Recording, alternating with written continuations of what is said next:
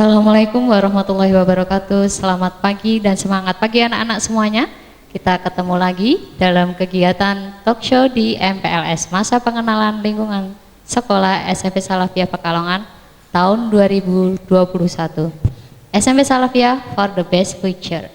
Nah, pada kesempatan kali ini kita bisa bersama-sama untuk materi yang pertama di kegiatan MPLS nanti, yaitu materinya tentang pengenalan kurikulum sekolah dan cara belajar efektif.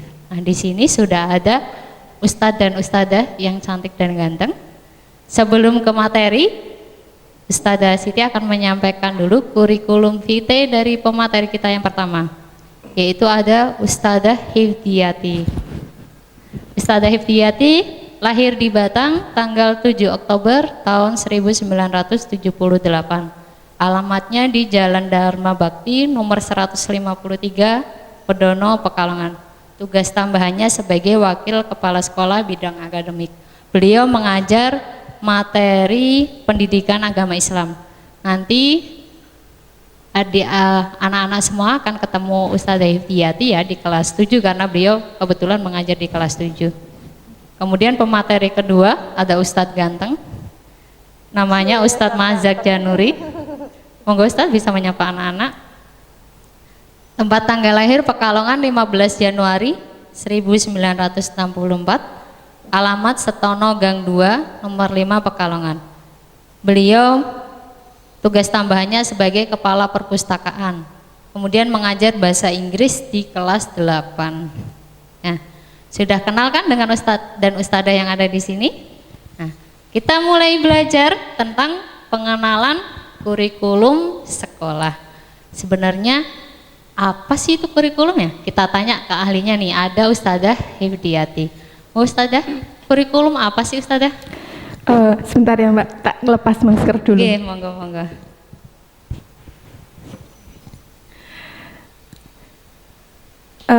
Assalamualaikum warahmatullahi wabarakatuh. Baik, untuk menjawab pertanyaan dari Bu Siti, kok saya biasanya manggilnya Mbak, jadi agak kagok kalau manggil Bu. Gak apa-apa Ustadzah. Ya, kalau nanti manggil Mbak, maaf ya sebelumnya. Tapi jangan tiru Ibu ya anak-anak ya.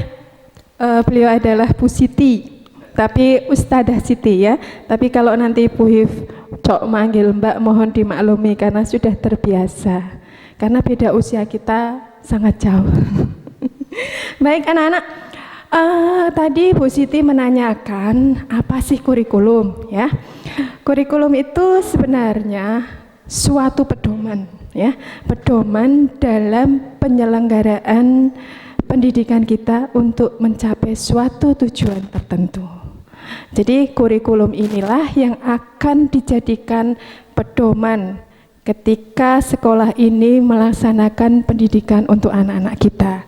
Kurikulum ini yang dijadikan pedoman oleh Bapak Ibu guru kita ketika mengajar di kelas. Nah, kurikulum kita perlu patut diketahui Bu Siti bahwa SMP Salafiyah ini mempunyai 2 kurikulum. Kalau sekolah negeri hanya 1 ya, anak-anak ingat ya, SMP Salafiyah itu mempunyai 2 kurikulum. Dan semuanya tercantum di dalam KTSP. Apa itu KTSP? Kurikulum tingkat satuan pengajaran. Nah, KTSP itulah yang akan menjadi pedoman kita semua ketika melaksanakan pembelajaran. Nah, kurikulum kita itu ada 2 apa? Yang pertama itu adalah kurikulum 2013. Ini adalah kurikulum yang diluncurkan oleh pemerintah secara resmi. Jadi kita biasa familiar dengan nama K13 ya. Tapi K13 ini juga mengalami revisi. Saat sekarang ini yang kita laksanakan adalah K13 edisi revisi. Apa bedanya dengan yang dulu? Tentu saja berbeda. Ya, di dalamnya termasuk penilaian-penilaian juga ada perbedaan. Kemudian kurikulum yang kedua, nah ini yang jadi kebanggaan kita semua Bu Siti. Anak-anak harus tahu bahwa SMP Salafiyah itu punya satu kurikulum lagi yang mungkin tidak akan pernah kalian temui di sekolah lain. Apa itu? Yaitu kurikulum muatan lokal. Seperti itu. Berarti asik ya Ustazah ya di Salafiyah ya, karena otomatis berbeda dan lebih banyak dari sekolah yang lain. Nggak nyesel berarti Ustazah nih ya, anak-anak sekolah di sini ya? Ya, jangan sampai menyesal. Ya, jangan sampai menyesal. Kenapa saya bilang jangan sampai menyesal? Yang pertama bahwa tujuan hidup kita itu kan tidak hanya untuk dunia ya kan? Kita juga punya tujuan untuk akhirat kita. Kan seperti itu ya. Nah, Bapak Ibu kalian ketika menyekolahkan kalian memilih SMP Salafiyah ini untuk menjadi satu tujuan sekolah, itu pasti punya satu pemikiran yang matang. Apa itu? Nah, karena apa? Suatu kebutuhan hidup itu tidak hanya berfokus pada kebutuhan dunia, tetapi juga jangan mengabaikan kebutuhan akhirat kita. Nah, kebutuhan akhirat itu bisa terpenuhi dengan cara pembelajaran yang juga diberikan melalui pendidikan agama. Nah, di sini kelebihannya Salafiyah mungkin dibandingkan dengan, bahkan saya berani menjamin ini Bu Siti, berani menjamin satu-satunya sekolah yang punya muatan lokal mata pelajaran agama terbanyak. Saya bilang terbanyak ya, itu adalah SMP Salafiyah. Masya Allah tuh, kata Bu Hif nggak boleh menyesal, dan itu jadi salah satu pedoman untuk kehidupan nantinya. Nah, ngomong-ngomong nih Ustazah, tadi kan ada dua kurikulum berbeda, tentunya kan ada materi-materi yang berbeda ya Ustazah ya. Nah, di Salafiyah ini apa aja sih Ustazah materi yang diajarkan yang terkait dengan dua kurikulum tadi? Iya, pada dasarnya kurikulum kita itu terbagi menjadi 3 kelompok. Ya, anak-anak ya, diingat ini. Nanti Bu If akan ngasih kuis. Nah, saya nanti tolong diingatkan ya untuk ngasih kuis ke anak-anak tentang materi ini. Ya. Ada ribetnya ya Ustazah ya? Ya? Ada dong, ada jelas. Ribetnya, nanti saya usulkan ke panitia buat ada reward atau hadiahnya. Ya, jadi semangat anak-anak untuk mengikuti kegiatan kali ini, oke? Baik, pada dasarnya ya kurikulum kita itu ada 3 kelompok Mbak lagi kan? Ada 3 kelompok. Kelompok yang pertama adalah kelompok A, kemudian kelompok B, dan yang ketiga adalah kelompok C. Kelompok A ini adalah terdiri dari kurikulum nasional. Ya, jadi ada kurikulum nasional. Apa saja? Kalau nggak salah ada 7 mapel. Kalau saya nggak salah ingat ada 7 mapel. Yang pertama adalah PAIBP, Pendidikan Agama Islam dan Budi Pekerti. Nah, nanti kalian yang di kelas 7 ABC akan berjumpa dengan Bu Hif di mata pelajaran itu ya. 7 ABC. Kita nanti akan berjumpa di kelas itu. Kemudian yang kedua, setelah PAIBP itu ada PPKN ya. Kemudian ada Bahasa Indonesia, Bahasa Inggris, IPA, kemudian IPS, satunya apa ya? Matematika. Iya, ada 7. Ada 7 mata pelajaran di kelompok A. Nah, kemudian bagaimana dengan yang kelompok B? Nah, kelompok B ini adalah mata pelajaran yang muatannya itu dikembangkan oleh pemerintah daerah. Jadi ini sifatnya fleksibel. Mungkin di dalam kelompok B ini di daerah kita ada, tetapi di daerah lain tidak ada. Seperti itu. Nah, mata pelajaran di kelompok B ini diantaranya yang pertama penjaskes ya, penjaskes orkes ya, penjas orkes. Kemudian yang kedua adalah seni budaya. Yang ketiga adalah prakarya. Penjas, seni budaya, prakarya, sama ini Bekatik, kemudian juga ada bahasa Jawa. Nah, ini yang saya bilang tadi, mungkin saja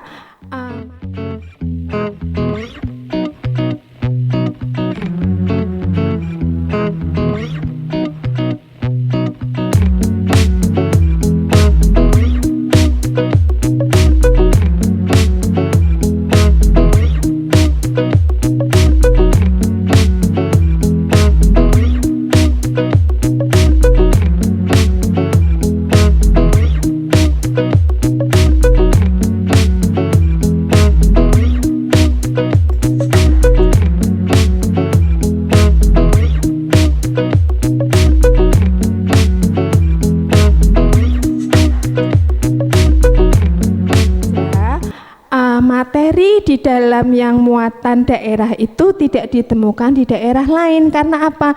Di kita ada bahasa Jawa, tapi kan tidak mungkin misalnya di Jawa Barat ada bahasa Jawa, pasti kan bahasanya bahasa Sunda. Inilah yang namanya muatan yang dikembangkan oleh daerah.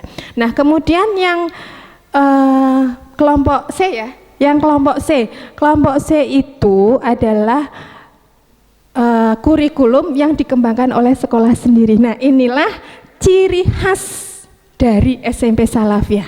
Ada kurikulum di kelompok C. Karena semua sekolah negeri hanya ada kelompok A dan kelompok B. Nah, kelompok C kita apa? Kalau di kelas 7, kalau saya tidak salah ingat itu ada 11 mata pelajaran agama. Ada fikih, ya, fikihnya takrib. Pakai kitab anak-anak ya. Jadi kalian tidak belajar fikih seperti biasanya, kayak misalnya kalian lulusan MI. Saya yakin kalian sudah belajar mata pelajaran fikih di MI, ya kan? Tapi ada tapinya, Bu. Fikih kita itu bukan fikih seperti anak-anak MTS. Nanti kalian bisa bandingkan, ya. Kalian bisa membandingkan. Ciri khas kita adalah kita memakai kitab-kitab salaf, kitab-kitab pondok. Jadi fikihnya kita ya pakainya takrib seperti itu. Kemudian hadisnya pun bukan hadis yang kayak di MTS, tapi kita pakainya hadis arba'in seperti itu. Jadi kalian nanti ketika belajar di SMP Salafiyah akan belajar kitab hadis arba'in seperti itu. Nanti kan dibagi-bagi, Bu. Jadi kelas 7 berapa hadis, 8 berapa, 9 berapa, seperti itu ya. Kemudian setelah hadis ada Al-Quran, tafsir juga ya. Terus ada ke-NU-an, ada tarikh atau SKI. Kalau di MI mungkin mata pelajaran namanya SKI, Sejarah Kebudayaan Islam. Kalau di kita menyebutnya tarikh. Kemudian ada bahasa Arab. Nah, ada satu kekhasan lagi, kita akan belajar nahwu shorof. Ya, ini ilmu alat yang kita gunakan agar kita bisa membaca kitab nahwu shorof. Ini mungkin di MTS saja tidak ditemukan, Bu Siti, ya, tidak ditemukan. Kita ada nahwu shorof 2 jam pelajaran, dan tentu saja yang mengajar adalah pakarnya. Jadi kalian jangan khawatir, nanti di kelas 7 kalian akan ketemu dengan guru nahwu shorof yang sudah bisa yang bisa kita jamin, ya, bisa kita jamin karena beliau lulusan dari ini Mbak Jepara Amsilati, ya. Jadi sudah kompeten dalam bidangnya, ya.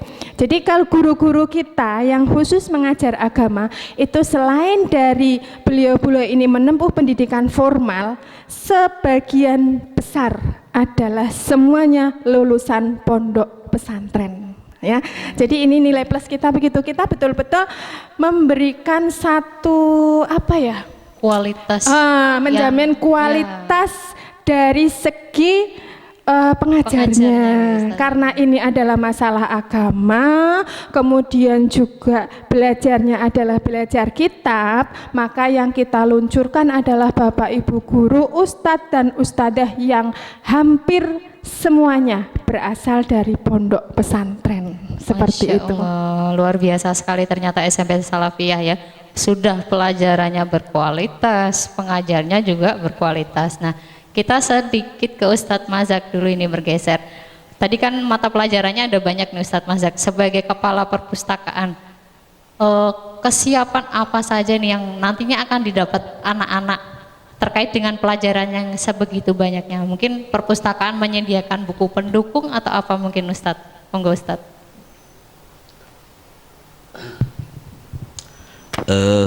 Thank you very much. Saat masak soalnya guru bahasa Inggris, Bu Siti. Pengajar bahasa Inggris ya? Iya, betul. Harusnya Bu pakai apa ini, ada bahasa Arabnya bisa. I'm here to say something about SMP Salafiyah, about the library. The first time I will say good morning, students. I hope you are happy and stay healthy. Jadi kalau saya terjemahkan, terima kasih. Kemudian saya di sini untuk membicarakan tentang perpustakaan. Tapi sebelumnya saya ucapkan selamat pagi anak-anak. Mudah-mudahan bahagia dan juga tetap sehat. And about the library, SMP Salafiyah has 2 libraries here in Induk, and the other is in filial. Jadi SMP Salafiyah mempunyai 2 perpustakaan di Induk dan juga di filial. The big one is in Induk, and it has a lot of books about religion, about educations, about science, and others. Jadi buku-buku itu di perpustakaan ini banyak sekali tentang pendidikan, tentang agama, dan juga tentang ilmu pengetahuan. The library has many cupboards and has a lot of books, maps, and the others. Jadi perpustakaan itu mempunyai banyak almari ataupun rak, kemudian peta, dan juga buku-buku yang lain. The library is the important thing in school because we can read, we can study, we can enjoy the situation, and we can refresh there.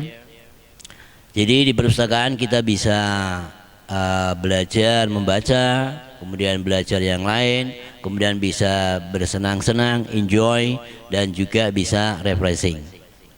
Dan juga perpustakaan itu adalah sesuatu yang penting di sekolah. Kemudian students do not only read the books. The students can open the computer, and then there is an internet in the library. The students can open the computers and then open Google to look for the books you want to, and you can look for the materials from the computer.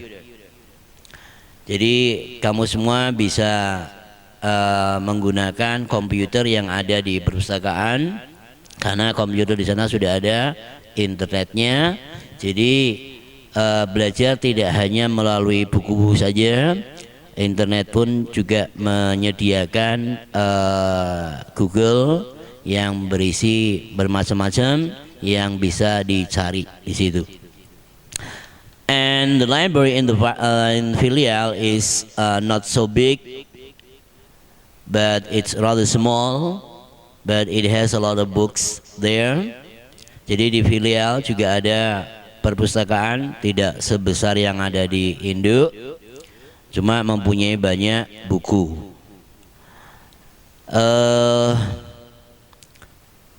The library in Induk is upstairs in the 2nd floor, not in the 1st floor. But in filial is in the 1st floor because there are not 2nd floors. Jadi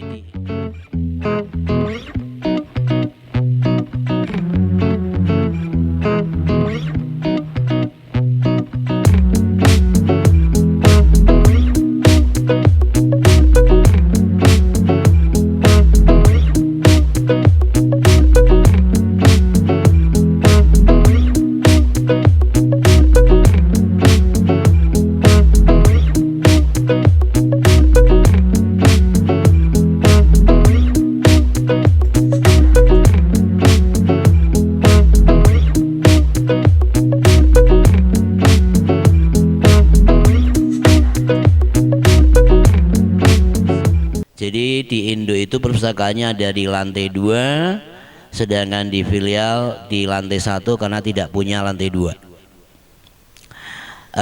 I think that's all. Saya kira itu dulu jawaban dari saya. Ya, ini dalam bahasa Inggris dan juga diterjemahkan dalam bahasa Indonesia. Ini bukan karena permintaan tapi karena keinginan saya sendiri. Terima kasih. Sekian dulu. Thank you very much Ustadz Mazak for your answer. Thank you. Ini berasa itu ya talk show internasional, masya Allah, benar-benar berkualitas saya. Selama Ustadzah Siti bareng Ustadz Mazak baru kali ini dengar Ustadz Mazak speak bahasa Inggris yang lumayan lama. Ya, give applause to Ustadz Mazak. Masya Allah. Mau nyauti pakai bahasa Inggris pas-pasan ya, takut salah. Tapi tadi kalau dilihat kayak itu ya Ustadz Mazak ya, pakai British ya, British kan ada 2 ya, British sama Amerika. Ini yang benar-benar British. Jadi kalau British itu gitunya hamas, kalau bahasa Arab itu hamas ya Bu ya. Itu udah pas banget pokoknya. Udah klik pokoknya. Ya. Ya, jadi dari tadi yang Ustadz Mazak sampaikan bahwa perpustakaan siap untuk melayani, menyediakan segala yang anak-anak butuhkan nantinya untuk tahun pelajaran baru gitu ya Ustadz ya. Bukunya betul. Semuanya tersedia, dari yang buku paket sampai yang buku digital istilahnya, karena di perpustakaan ada komputernya. Berarti ini saling bersinergi ya Bu ya, Ustadzah, antara perpustakaan dengan kurikulumnya. Kita ke Ustadzah Hif lagi. Dengan tadi pelajaran yang banyak, kemudian perpustakaannya siap, tentunya anak-anak jadi lebih ringan ya Bu ya. Harusnya karena lebih ringan, ketercapaian nilainya juga harusnya bisa maksimal gitu Bu ya.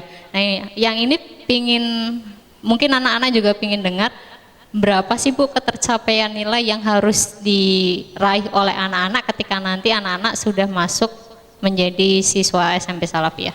Iya, berarti ini tentang KKM ya. Nah, anak-anak biasanya familiarnya KKM-nya berapa? Begitu masuk yang ditanyakan, Bu KKM-nya berapa? Itu dulu target utama mereka. Jadi mereka lebih familiar dengan kata KKM. Jadi begini Mbak, kami dari kurikulum itu memberlakukan 2 KKM.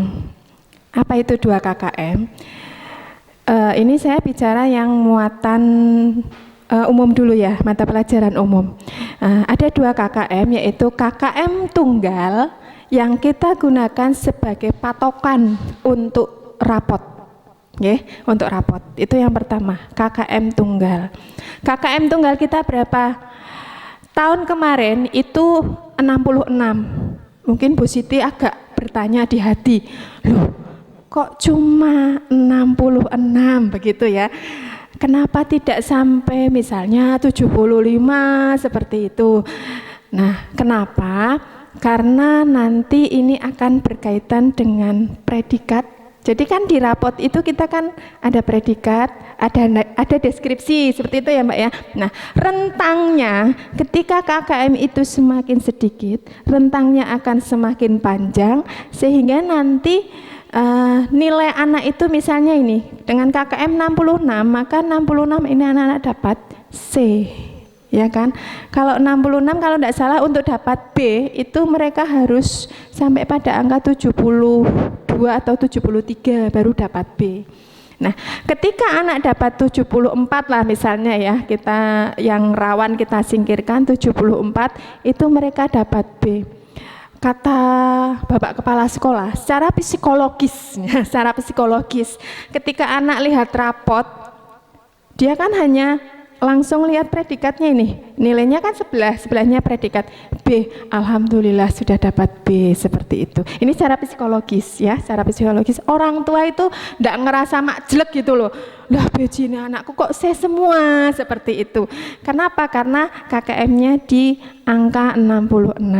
Tetapi, nah ini strategi kita Mbak. Kita memang KKM tunggalnya adalah 66 ya sebagai patokan untuk rapot. Tetapi setiap mata pelajaran, ini diingat anak-anak, setiap mata pelajaran itu punya KKM sendiri-sendiri. Seperti itu. Contoh, nanti kalau PAI, Bu Hif itu KKM-nya adalah 70. Ya. Jadi kalau belum mencapai 70 ya wajib remedi. Artinya apa? Ketika itu kita cross check, kita masukkan, kita cross check ke dalam nilai rapot, maka si anak ini dia punya nilai minimal adalah berapa? 75. Artinya dia pasti mendapatkan nilai B seperti itu. Jadi KKM tunggalnya adalah 66, tetapi KKM mapel masing-masing itu punya. Mungkin ada yang 70, ada yang 72, ada yang 75, tergantung dari penelusuran. Jadi untuk menerapkan KKM itu kan harus tahu inputnya seperti apa, kemudian harus tahu sarana prasarananya ini lengkap atau tidak sehingga kita bisa menentukan KKM itu. Iya. Berarti KKM untuk yang umum itu 66, tapi masih C. Masih C. Nah, ada lagi KKM tiap mapel betul. Yang ditentukan oleh guru mapel betul, masing-masing. Seperti itu. Nah, untuk satu mapel sendiri berapa apa saja yang dinilai itu standar? Kalau zaman dulu kan ada yang ulangan aja gitu, ulangan saja. Berarti itu masuknya ke pengetahuan gitu ya. Nah, kalau di K13 khususnya di Salafiyah ini apa saja yang dinilai? Sebenarnya ada 3 komponen ya. Satu adalah penilaian sikap. Ya, ini ciri khas K13 kan itu. Kita mempunyai penilaian sikap. Sikap ini pun terbagi menjadi 2. Ada sikap spiritual dan ada sikap sosial, ya. Kemudian yang kedua adalah nilai pengetahuan. Nah, nilai pengetahuan ini tentu saja didapat dari penilaian harian. Apa sih penilaian harian? Bisa Bapak Ibu guru melaksanakan penugasan, misalnya anak-anak silakan kalian kerjakan, misalnya ini ya halaman 10 nanti dikumpulkan. Nah, itu kan berarti penugasan. Nah, itu dinilai, itu masuk dalam penilaian harian. Selain itu ulangan harian itu juga masuk ke dalam penilaian harian. Ya. Untuk nilai pengetahuan selain penilaian harian juga ada penilaian akhir semester atau PAS seperti itu. Ya. Kemudian selain ada nilai pengetahuan, yang ketiga adalah nilai keterampilan. Nah, ini yang menuntut kadang kreativitas anak-anak di situ, Mbak. Jadi kemampuan anak itu dikembangkan justru dari nilai keterampilan. Karena apa? Di nilai keterampilan ini ada yang namanya keterampilan produk. Misalnya anak itu suruh buat apa, kan jadi anak mengeksplor diri mereka. Bagi anak-anak yang kreatif, saya yakin mereka senang. Mereka mencoba untuk menjadi yang terbaik, mengeluarkan produknya seperti itu. Ada juga proyek juga bisa ya. Tapi kalau proyek ini membutuhkan rentang waktu yang lama, kemudian juga perlu ada persiapan khusus ya. Kemudian selain itu ada juga portofolio.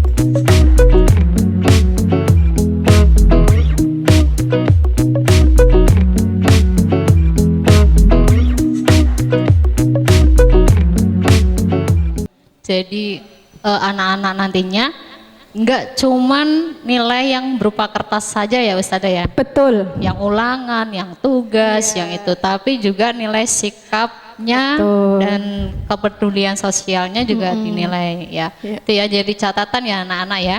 Jadi nggak, misalnya gini, kamu pintar tapi kok akhlaknya kurang bagus, itu juga jadi catatan Iya, jadi tersendiri ya, catatan Ustazah, tersendiri, ya? betul. Ya, jadi anak-anak juga nggak cuma pintar, akhlaknya juga bagus. Pintar di sini nggak harus muluk, nilainya harus tinggi gitu, nggak Ustazah di Iya, sini. jadi pintar di sini akhirnya artinya luas, tidak. Tugasnya harus Iya. terpenuhi paling tidak gitu Iya, ya Ustazah betul. ya. Apalagi Jadi- di masa pandemi ya. Lah ini yang repot yang masa pandemi Iya, seperti di ini masa ya. pandemi anak-anak harus lebih rajin Betul. lagi ya. Kalau masa pandemi ini kalau mau bilang repot, semuanya repot. Iya. Semuanya. Orang tua repot. Paling tidak orang tua itu pusing dengan pulsa internet. Ya. Pengalaman pribadi ya Ustazah. Betul. Pengalaman pribadi. Nah, paling tidak itu. Kemudian pusingnya orang tua juga ada lagi. Ngoyak itu apa ya?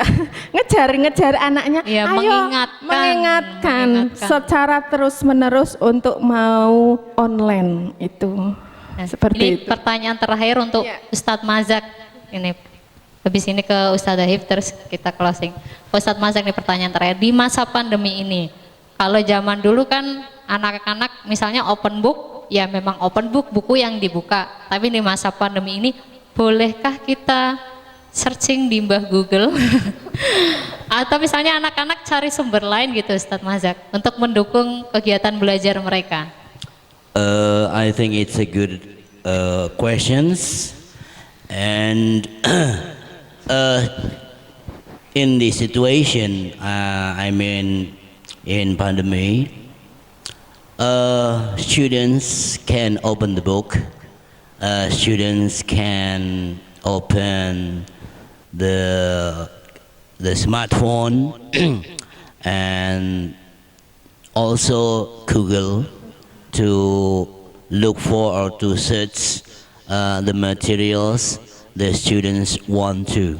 Jadi saya kira dalam masa pandemi seperti ini, anak-anak itu bisa melihat buku, kemudian bisa melihat ke HP, kemudian bisa juga ke Google, itu bebas.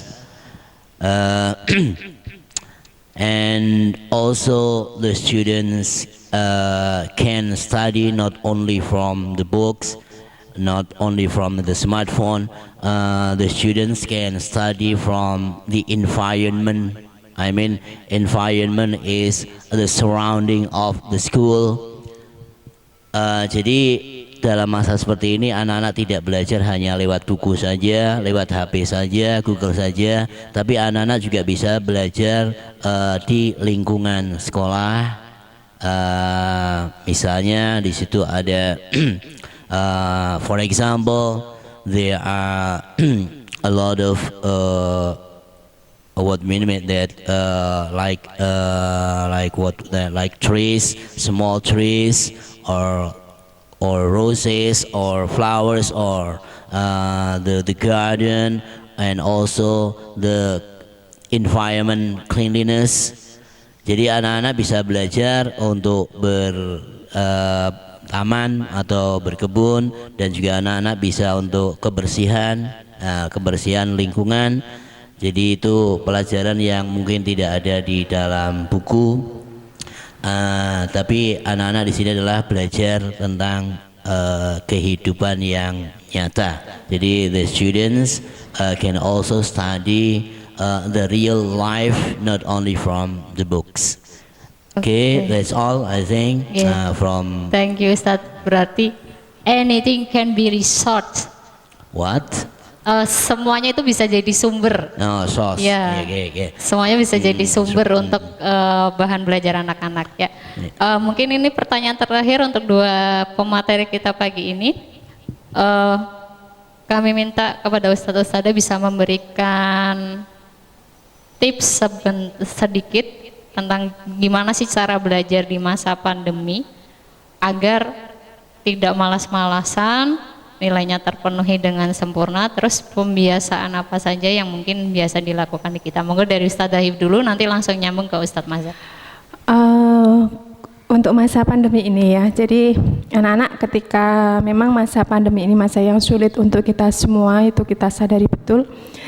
Ada beberapa trik mungkin ya, trik yang bisa kita lakukan ketika kita belajar agar lebih efektif tentunya ya, lebih efektif, efisien, kemudian juga tidak membosankan untuk anak-anak terutama. Yang pertama tentu saja efisiensi waktu. Ya, kita tata betul waktu kita.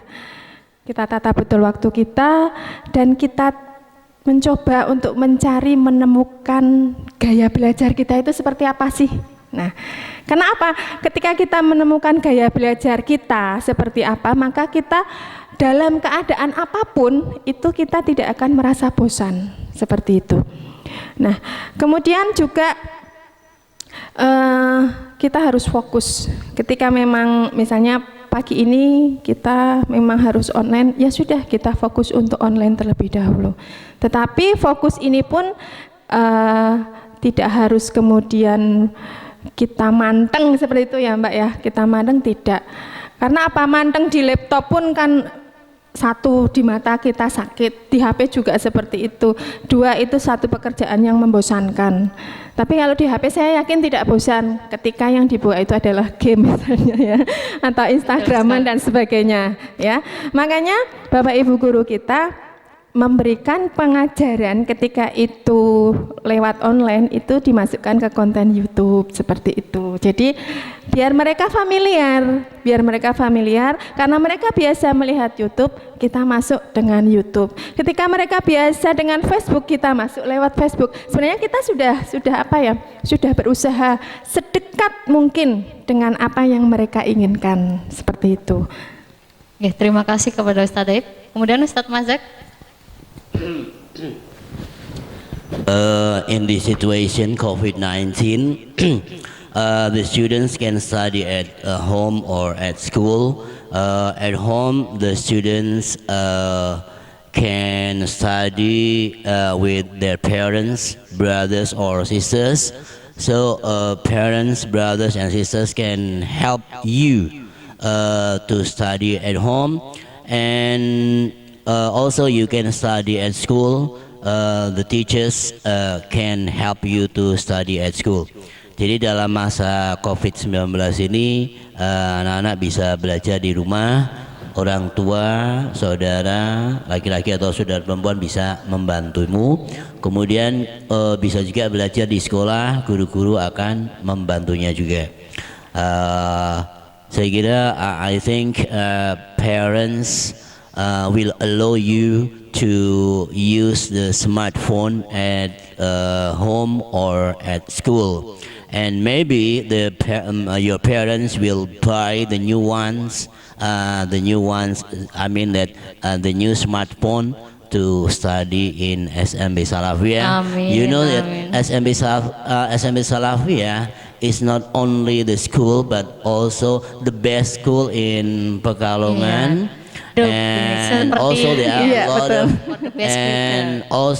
there are a lot of best teachers from science, religion, and also the others.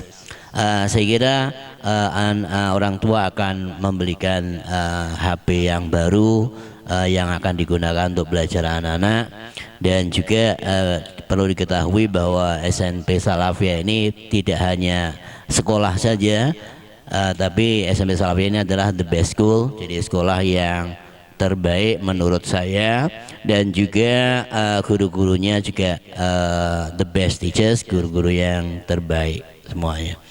I think that's all from me. Thank you very much. Terima kasih Ustadz Mazak, kemudian Ustadzah Iftiyati. Terima kasih kembali. Ya, senang sekali perbincangan kita pada pagi hari ini ya, terkait tadi dengan kurikulum,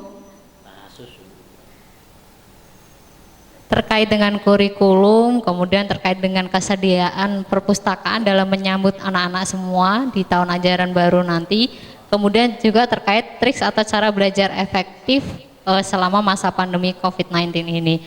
Ya, jangan lupa apa yang tadi sudah dibahas di talk show ini, nanti anak-anak kerjakan tugas yang sudah diberikan oleh panitia MPLS, kemudian bisa dikumpulkan.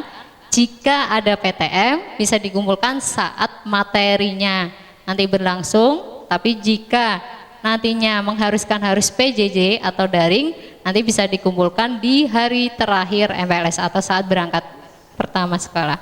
Nah, kuisnya ini Ustazah saya tagih Iya, ini. tadi kan saya katanya minta mau ngasih Pusiti reward. untuk mengingatkan ya kuis. Iya. Tapi ada hadiahnya enggak? Hadiahnya nanti Iya, nanti diadakan. Diadakan ya. Ya, insya Allah. Anak-anak, Bu If ngasih satu kuis untuk kalian ya. Nanti silakan kalian kerjakan ya, kumpulkan. Nanti sistemnya seperti apa diatur oleh panitia ya.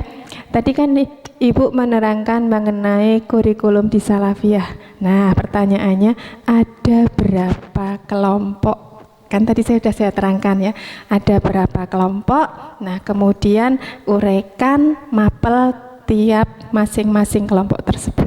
Itu kuisnya. Oke, mantap pertanyaannya. Itu ya kuisnya.